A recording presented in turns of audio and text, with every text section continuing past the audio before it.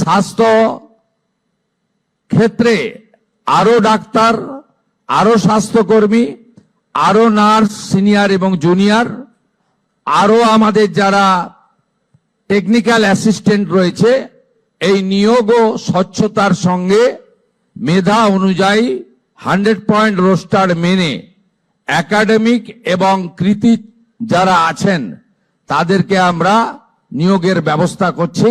তাই রেফারের সংখ্যা কমবে এবং আমাদের পশ্চিমবঙ্গ নতুন করে সেজে উঠবে। আমরা উত্তরবঙ্গে একটি এইমস করার জন্য জায়গা নির্বাচনের কাজ করছি। প্রধানমন্ত্রীর যে কস্ট শেয়ারিং ভিত্তিতে জেলায় জেলায় একটি মেডিকেল কলেজ, এই রাজ্যে অনেকগুলি জেলায় সম্পূর্ণ হয়েছে, 4টি জেলা বাদ ছিল, আলিপুরদুয়ার, কালিম্পং, দক্ষিণ দিনাজপুর এবং পশ্চিম বর্ধমান।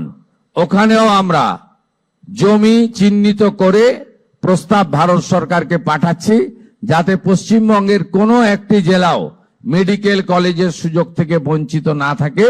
এটাই এই সরকারের লক্ষ্য এবং উদ্দেশ্য।